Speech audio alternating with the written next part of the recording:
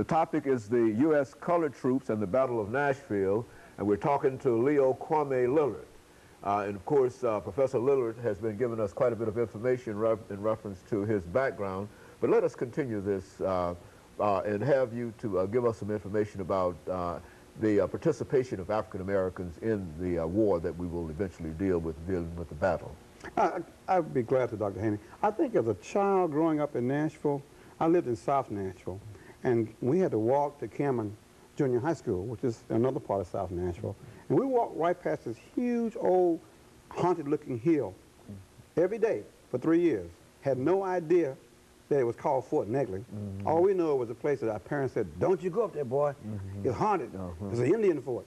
Unbeknownst to all of us, and probably my parents too, that fort was, and still is, the largest stone fort ever built in the Civil War. Now, there's a long way from junior high school to now. And it took many years, even back in Nashville, before we realized the significance of that Fort Negley. Because it was a fort that reminded the Nashville gentry of defeat in the Civil War. But that fort was a sense of pride for black folks because we built it. We built it with our own hands. In fact, they forced black men who were bricklayers and stonemasons to build that fort. Nashville itself was a key city during the Civil War because it had all these railroads, and it was a border state. It was the last state to succeed during the Civil War. But it also allowed this city to become the launching area to supply the entire war effort that Lincoln needed to have to defeat the Confederate armies operating in Alabama and Georgia and Mississippi. So Nashville was occupied.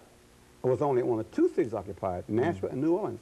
Only two cities occupied during the entire war, and it became staging areas to defeat the Confederate Army. So this was a critical city for the Civil War. But more importantly, it also became a place to recruit black soldiers because all the slaves that wanted to join the Union Army had to come out of those southern states to get to Nashville to be recruited. And Tennessee had the second largest number of black recruits behind Virginia in the entire war, and also had the largest number of battles other than Virginia. So we played a major role. So it's odd that you grow up in a city, in a state, with that significant role, and as an educated person, you're black, you leave with a degree in whatever it is, and you don't know the role that Nashville played. So you wonder, how long could this lie be kept away from the people? Our job then became to expose the lies, to fill in the blanks in history, and say, we played a major role in making our country what it is.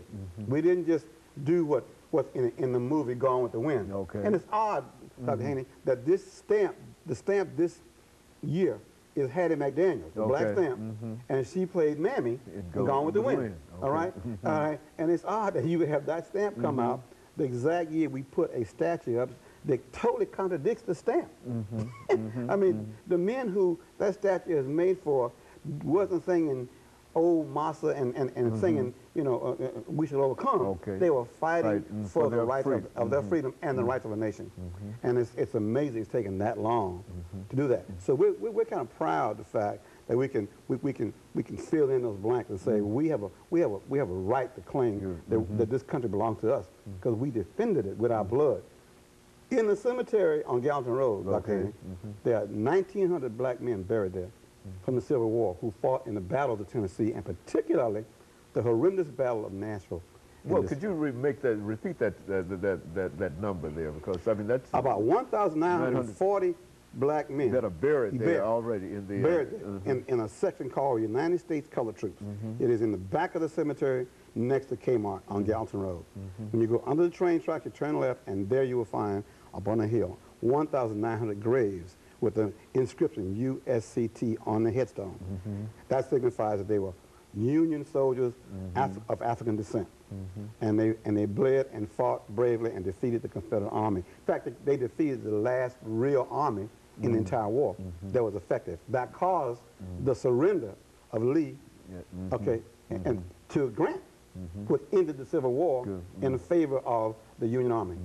That's the importance of Nashville, that's the importance of Tennessee, and particularly that's the importance of the black men who wore the blue uniform. And they were, of course, probably ill-trained, the worst equipment, sacrificed on suicide missions, but they still went. And our children don't know that. And to see the folks who run around with Confederate flags say this wasn't a war about slavery. If it wasn't a war about slavery, what was it about?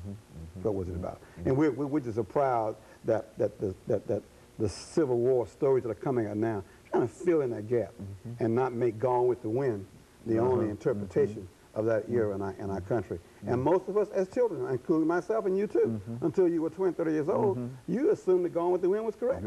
Come out of Hollywood, right? It was a wonderful movie, it was a classic, all right? And it had a black actress, which was an extraordinary accomplishment at the time itself. That's right. Who would ask questions? You know, why wouldn't you be proud of her? At least she got paid, you know, at least she was in a movie. But there were huge pieces of gaps. Information until the movie Glory. I think most Americans didn't even know that black men fought. You know, you mentioned sponsors and individuals who have played a significant role. We've got about 2 minutes. Why don't you say something about those individuals who played a crucial role in helping you to resurrect this whole idea and build this great statue that you put in the well, I think without the Tennessee Historical Commission, the historical commission that is a publicly funded operation, tax supported, Mr. Norman Hill, who was the first black elected chairman of the Tennessee Historical Commission, gave us the final money we needed to pay the foundry to cast the statue. But there are lots of people on this board here. You can see Mr. Barry Stokes from One Point Solutions. He gave $5,000. Okay, Mr. Stephen Turner, charitable foundation, $5,000. Al Berry, the former black chairman of the NES, very important person. Bell South, Dr. T.B. Boyd, $2,500. So these people here, Dana Foundation, Vernon Winfrey, Mr. Winfrey gave $1,000. We called him up and said, Vernon, we need to help us put this statue up there. He said, no problem, here's $1,000. So people, then we have lots of small donations. Some people gave as much as $2. Students at TSU gave $1.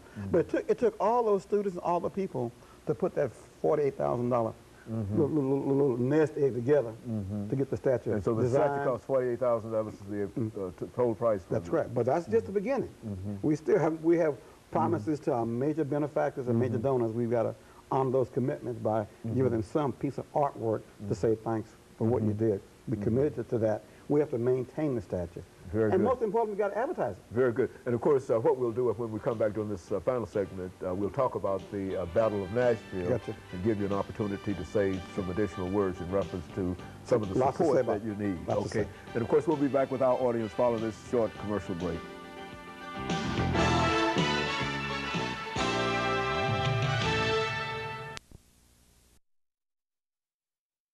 We're talking to Kwame